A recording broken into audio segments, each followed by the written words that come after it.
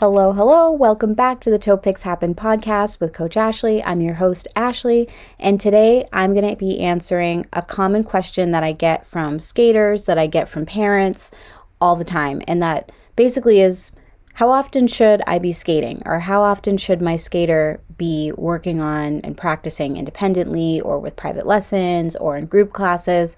So basically, how often should a skater actually skate? So the answer has a lot of nuances because it's going to depend on so many different factors. So it's going to depend on things like ice time and availability at your rink. It's going to depend on how far away your rink is from where you live. Like if you have to drive 45 minutes away from your home to go skating, you're probably not going to be skating as much as somebody who lives 15 to 20 minutes away from their rink.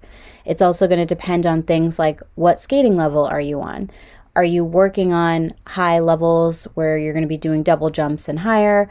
Are you working on single jumps? Are you working on trying out for a team or joining some sort of program where you have to be a certain skating level to participate?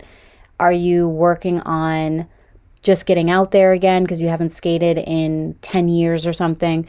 It really is going to depend on like where you're at. It also will depend on what your skating goals are. So some of those things could be your goals, but your goals could also be things like, I want to land my waltz jump.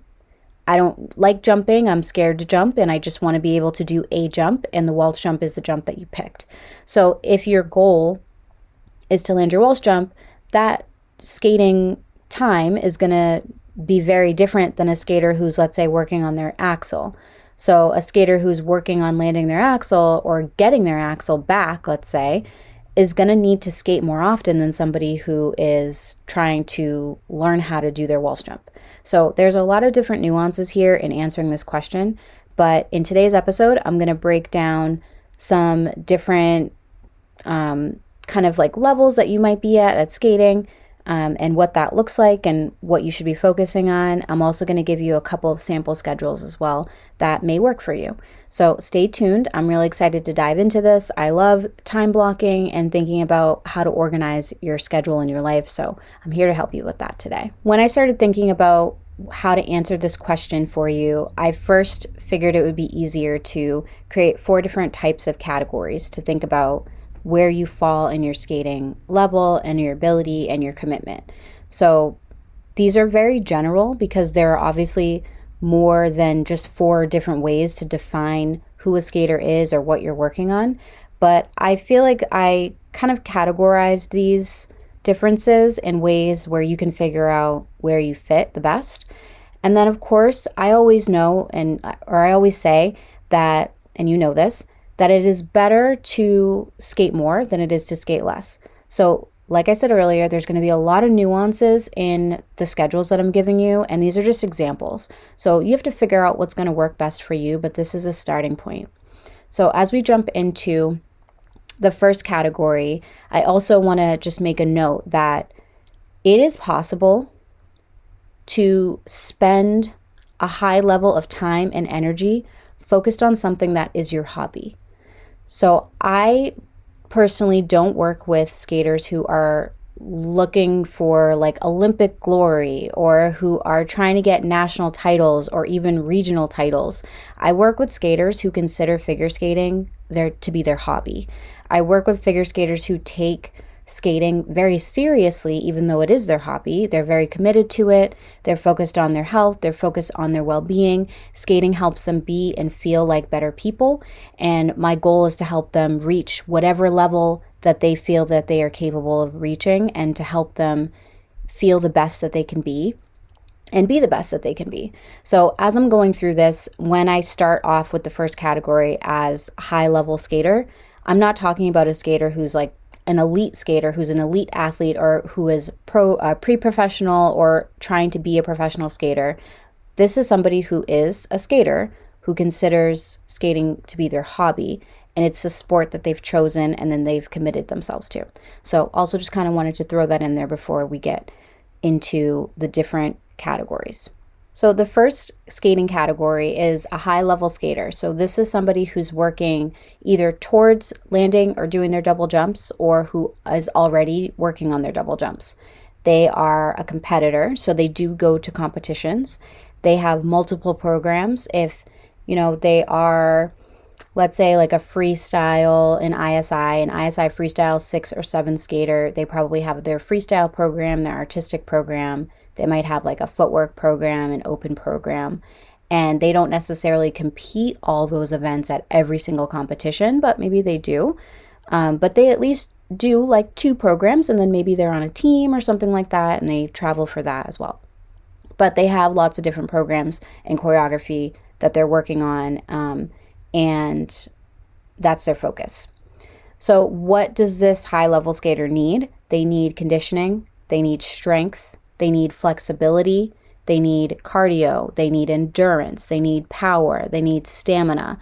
All those things are a necessity to continually work on every single week, if not every day, if you are somebody who wants to land your double jumps consistently and you're working towards doing your double jumps. Those are all things that are very important.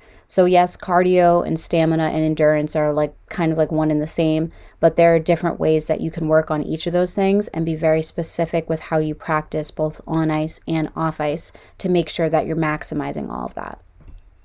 What they should focus on is independent practice. So I'm sure that there might be, some coaches who may not agree with this, but personally, and I say this also from my own experience as a skater who was working on double jumps and competing at a higher ISI level before I stopped competing independently, I think independent practice is where this kind of high-level skater needs to spend the majority of their time in a week.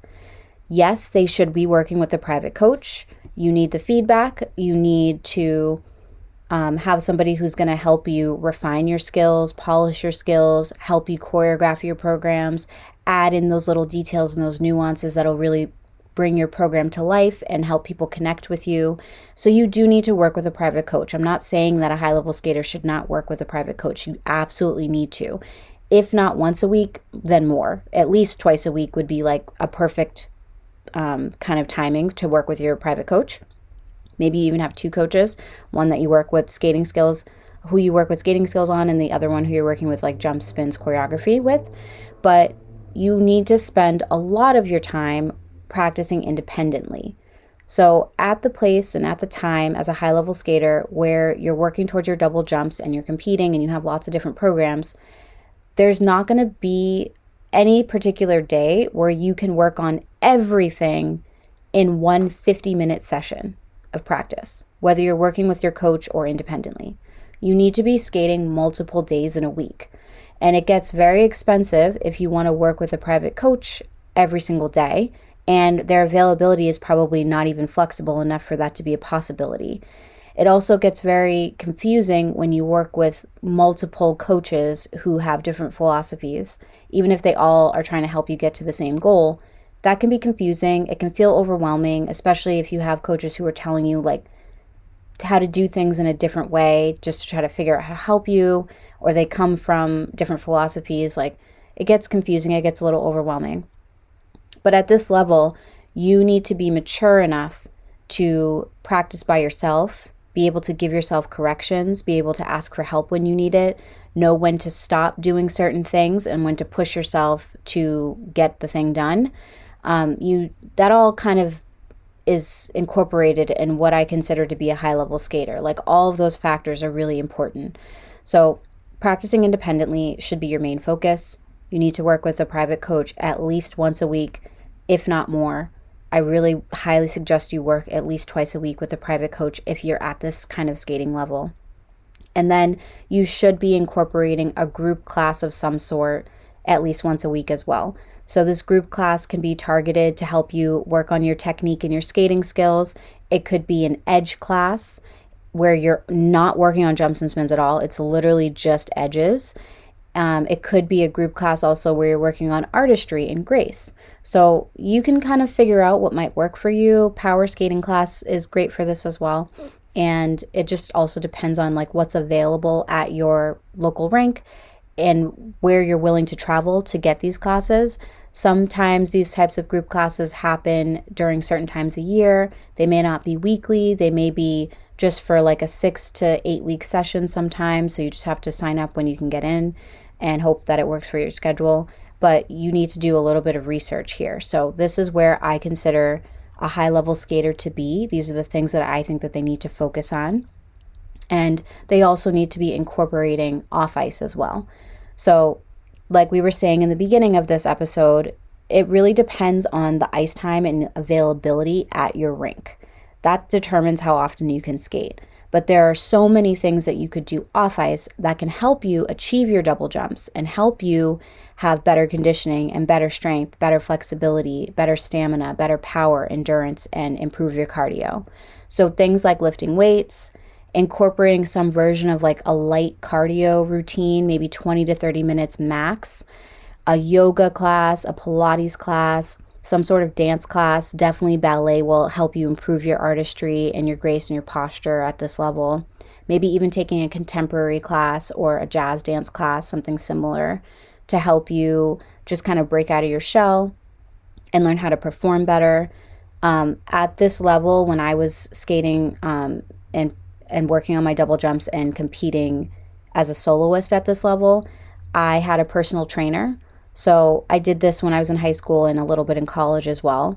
And this helped me a lot with my strength. It helped me just generally with my health. It helped me with my well-being as well. So I was able to really get better at my jumps and my spins, my stamina, my speed. I was able to work through a 2.5 to 3.5 minute program easily at that point because I had built up that stamina and endurance. So even though it was my hobby, I treated it like it was more than that because it was that important to me. I was committed to being the best that I could possibly be at that level. So you can do hobbies on a high level. You have to get over this mindset that just because it's a hobby, you don't need to spend that much time thinking about it or figuring out what you can do to get better at it. Our third category of skater is a medium/intermediate level skater. So this is somebody who is starting to work on their axle or who is working towards achieving a double jump. So they haven't quite landed any particular double jumps yet, and they're not at that high level bit, but they are past the single jump level only, which we'll talk about next. So this medium/intermediate level skater is somebody who wants to work on their axle. Maybe they lost their axle and they're trying to get it back. Maybe it's somebody who has just started working on like their double sow cow. Maybe they just started working on their double toe or their double loop. Okay, so they're definitely competing. This is a skater who is working towards high freestyle level testing. They have multiple programs. They're probably competing mostly in like local and in-state competitions. Maybe occasionally they'll go out of state, but for the most part, they're staying in their local state. So this skater is somebody who needs a lot of conditioning. They need a lot of strength. They need a lot of flexibility, and they need a lot of cardio. And then similar to that high-level skater, they also need to focus on endurance, power, and stamina.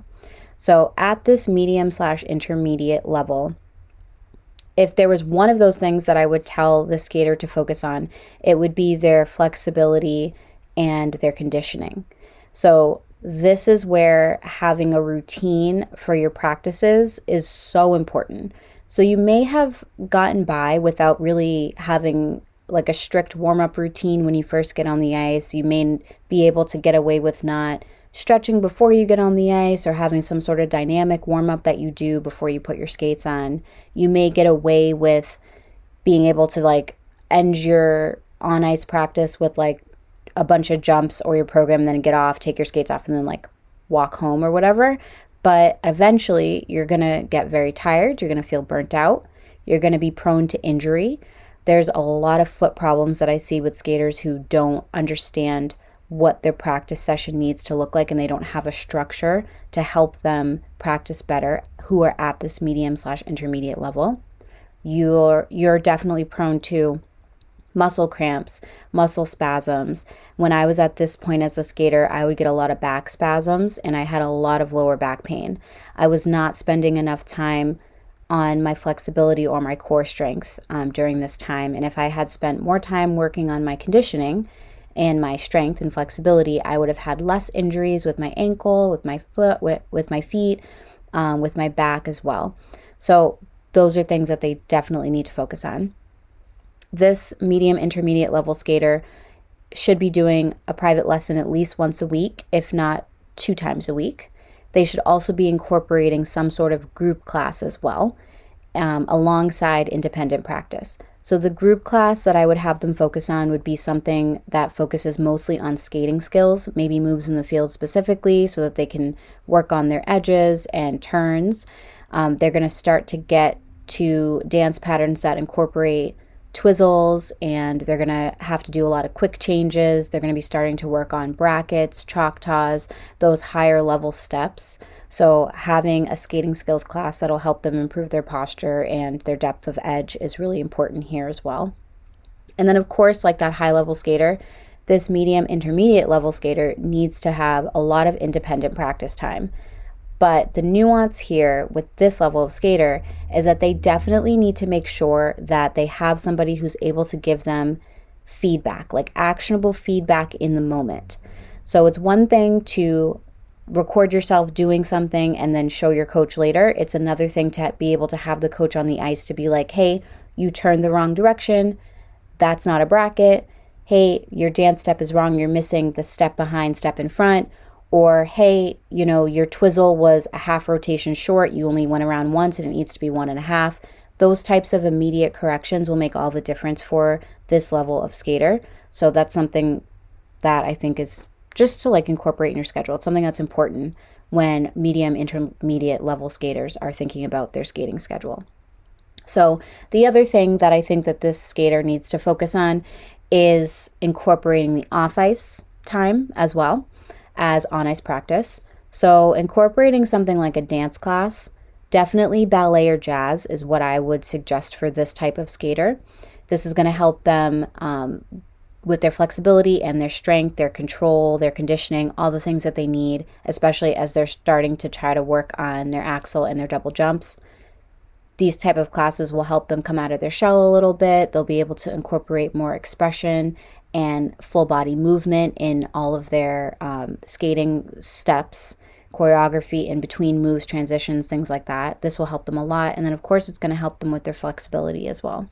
So this medium intermediate level skater needs to be really focused on their flexibility, trying to incorporate some sort of dance class in once a week into their schedule. They need to be focusing on a technique or skating skills class once a week. They definitely need to be working with their private coach 1 to 2 times per week. And then, of course, independent practice as well. But they need that immediate feedback from a coach. Next, the third category of skater we're going to talk about are the single jump skaters. So these are skaters who want to learn, they want to start learning programs. Maybe they already have one program that they use that they practice with when they practice independently. But they probably want to learn 2 or maybe 3 at this point.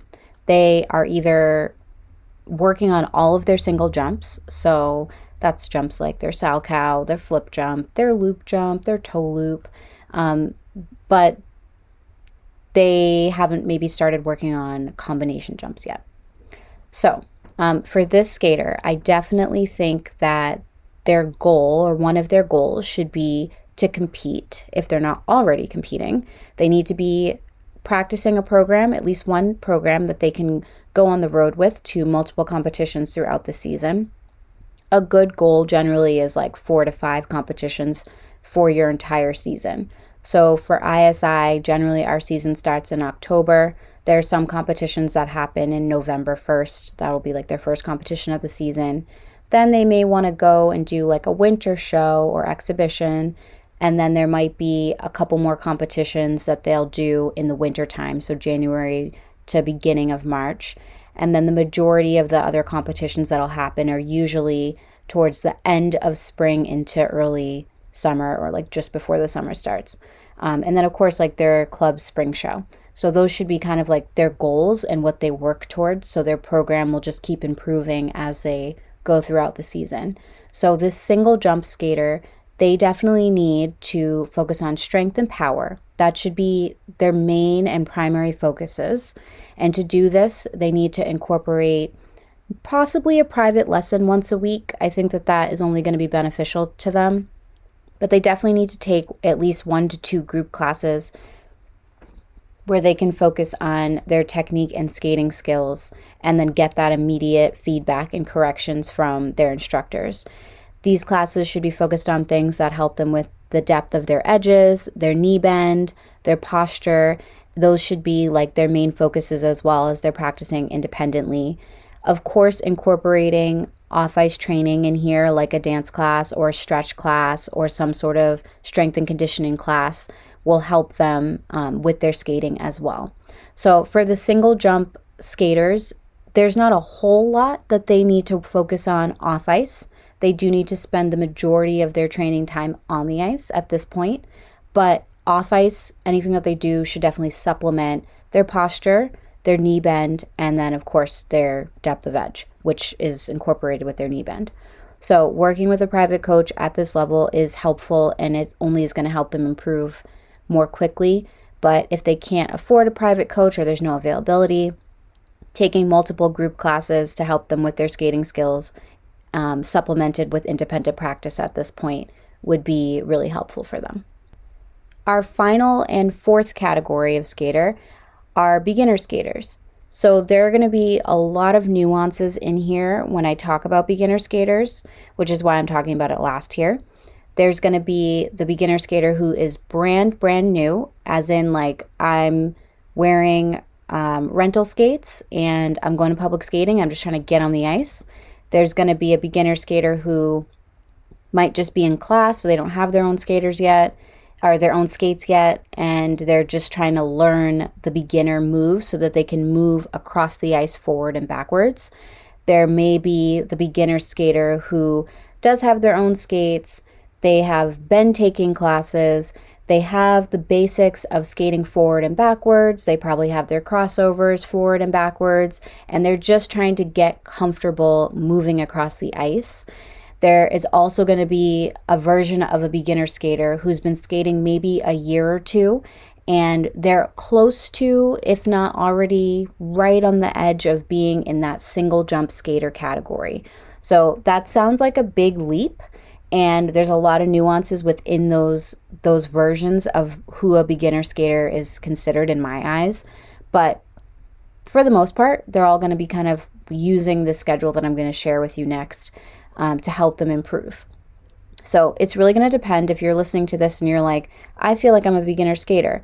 Maybe you've been skating for 2 years and your progression looks different than somebody who's been skating for 6 months, who might already kind of be at that level where they're thinking about being a single jump skater.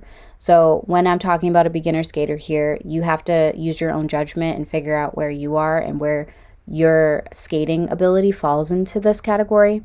But you also have to be careful to not compare yourself to other people. So I'm using the term beginner skater very broadly, but either way, anything that I'm going to talk about next, it can help you if you fall somewhere in those nuances. So for beginner skaters, they need to focus on having good balance, feeling healthy. So whatever that version of feeling healthy means to them, it's not about them looking a certain way or having a certain like skater image, which is something that I hear a lot from beginner skaters. It's about how they feel about their own self. And it's about how much time that they spend actually learning new skills and challenging themselves as well. So those are like the main focuses that beginner skaters need to hone in on and figure out what works for them. They'll need to spend time working on maintaining good posture, having good balance, like how long can they hold their 1 foot glides, their spirals, going forward on 1 foot, whether that's in a spiral or in like a shoot the duck or in a lunge or something like that. So having good balance. And most importantly, for beginner skaters, having a confident mindset will make all the difference in their skating, because it doesn't matter how many days a week that they skate or who they work with for private lessons or how many group classes that they take. If they don't believe that they're a good skater, if they don't believe that they have good posture or that they're capable of learning new things, or if that they're capable of being and feeling healthy and having a good sense of well-being, then it doesn't matter how many times that they skate. It doesn't matter what they learn. It doesn't matter who their coach is. They won't improve. They have to really believe in themselves, and that's like the main focus that I think all beginner skaters need to start with. So yes, you need to find time to get on the ice. Yes, you need to take at least one group class per week, but you need to spend a large amount of your time focused on your mindset and figuring out how you can believe in yourself and believe that you can challenge yourself, push yourself, learn new things, do things that are hard, and everything else after that will start to come more easily to you once you have that mindset of self-belief. That's the thing I see the most that helps beginner skaters improve. Now, some coaches will agree with me on this, some may not. As a coach who teaches private lessons, and I teach skaters that range from little, like 4 or 5 years old in group classes, all the way through adults who are in their 60s and older. I don't believe that beginner skaters need to start working with a private coach until they also are committed to group classes. I think no matter what age you're in, you can benefit from collaborating in a group with other skaters. And that might be controversial to some people. Maybe there's some people who don't agree with that, especially other coaches. But I do really think that skaters get a lot more out of group lessons when they're beginning and learning how to skate and learning new skills than they do get out of a private lesson. So if you're taking private lessons because you do feel like you need that one-on-one feedback, maybe you've already taken group classes and you just want to try something different. Maybe financially you can't float doing group classes and private lessons. That's okay. You've got to figure out what works for you. But if you're just starting out and you're a beginner skater, I always encourage my skaters to take the route of starting with a group class once a week and commit to taking that group class, like commit to that session. Maybe the session is 8 weeks. You have to commit to showing up to that class for 8 weeks in a row before you jump into private lessons, because private lessons are like an up level to your skating. It's a different level of commitment. It's a different level of energy and time. In a group class, there is some downtime for skaters because the instructor might be working with someone else. You might be standing there watching the instructor demo something, or you're watching somebody else in your class who's demoing an element, and then you get to try it, and then you might get a little feedback. So there is differences. But having that as your starting point, I think, is really important. Whether you're getting back on the ice after having not skated for a while, or you're just feeling like maybe you reached a plateau in your skating and you just want to kind of up level in a different way, I think that being committed to the group class is something that's really important. So you can prove to yourself that you can show up and do things, you can learn stuff and achieve certain goals, right? Then after you let's say go through that 8-week session, you might sign up for an additional 8-week session in that same group class, or maybe take a different class, and then supplement it with some independent practice. Then after you've committed to the group class, independent practice, you have a nice rhythm to your schedule where you're showing up at the rink consistently, and you've proved to yourself that you can practice things that you learn in class and retain information well. Now you can supplement it with a private lesson or two here or there. So you might replace one day of your group class and then have like a session where you're just doing private lessons and independent practice, but you really need to figure out what's going to work for you. But I strongly suggest, as a figure skating coach, to take group classes at least once per week. And if you've listened this far, you heard me suggest taking a group class for high-level skaters, for medium intermediate skaters, for single jump skaters, and now for beginner skaters. I love a class. Personally, I wish that I had more time in my schedule to take group classes, but the first chance I get to jump on a seminar or go to some sort of class, I always take it because I get a lot out of it. And I really enjoy skating with other skaters. So that's something I think too that comes with a little bit of maturity and self-confidence. Because I do see some skaters who feel like working one-on-one is better than group because they might feel a little lost in a group class. They might have trouble focusing in a group class. But those are skills that you start to learn how to build up by taking the class, by spending time focusing on yourself and not comparing, by understanding that an instructor isn't going to be able to give you feedback, for the entire every minute of the class. Like, you have to take the feedback you get and just work on that skill until the instructor comes back and gives you something else to work on. It also helps you kind of structure out how your practices are going to go as well. So for my final thoughts, I'm going to leave you with 3 sample schedules, and I'll drop these down in the description box as well if you're watching or listening to this on YouTube.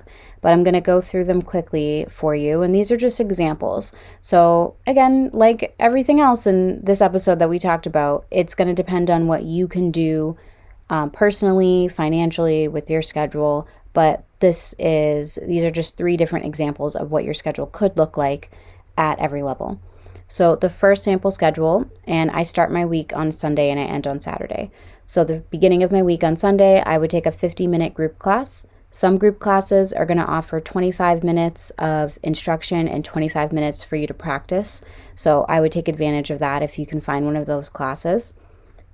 Next, on Monday, I would do some sort of off-ice activity like a dance class, maybe go to the gym if that's your thing, maybe take some sort of like bar class or Pilates class or something like that can activate your strength and your conditioning off ice. Tuesday, I would rest. Wednesday, I would do a private lesson. And I always say more time on the ice is better than not. So if you can do a 50-minute lesson and that works for you and your coach, I would take advantage of it. If not, then at least do 25 minutes.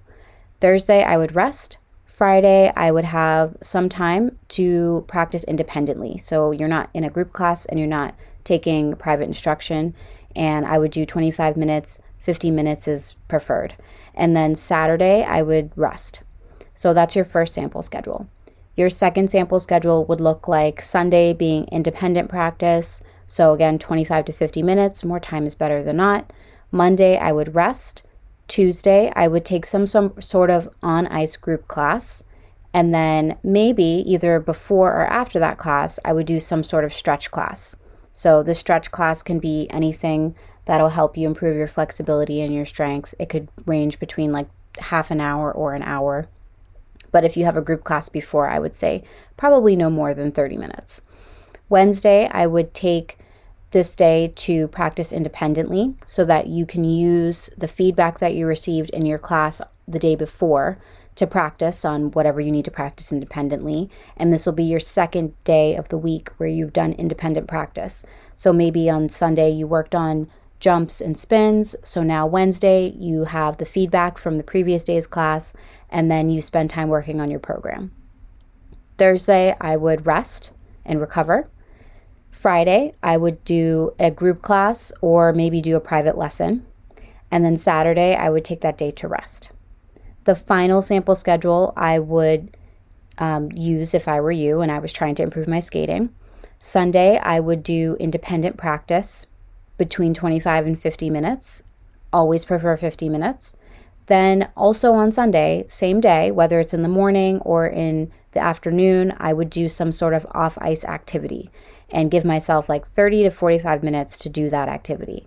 Whether you're taking a dance class, maybe you're taking some sort of like strength class, maybe you're doing like a TRX class at your gym or a Zumba class, but like something to get your body activated for like 30 to 45 minutes.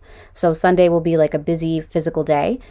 Monday, if you're really trying to challenge yourself and those medium/intermediate/high level skaters, this is the kind of schedule that I would go for if I wanted to reach those levels. The following day, Monday, would be when I have my private lesson. Tuesday, I would have a group class. Wednesday, I would practice independently. And again, more time is better than not. Here's where making sure that you can block your time correctly for practices is so important, because you can't go hard every single day. You have to have a real good routine with your warm-up, maybe 15 minutes. Then you're chunking down your practices every week, where like, okay, Wednesday I'm going to work on my program. So I'm working on my artistry and my full body movement after I do my warm-up. And then you have a cool down routine. Maybe that Sunday independent practice, you're spending a lot of time working on your jumps and your spins, because you're going to have your off-ice activity that'll help supplement those things. So you have to figure out what's going to work for you. Finally, for the second half of your week on sample schedule 3, I would have Thursday be my rest and recovery day. So I'm not skating, I'm not doing anything off ice, I'm just relaxing my body, figuring out how to recover. Friday is when I'd have an independent practice day, and I would probably use this day to practice my program and work on moves in the field or like skating skills, things like that. And then Saturday would be a rest day. Maybe you have 1 week where you rest and 1 week where you do some sort of off-ice activity, like a dance class. Or maybe your rest day is like the majority of Saturday, and then you have an evening dance class or evening fitness class, or flip-flop it so that you have that activity off ice that helps supplement your skating in the morning, and then you have the rest of Saturday to just chill. So those are the schedules that I would try to incorporate in my life in some type of way if I wanted to improve my skating.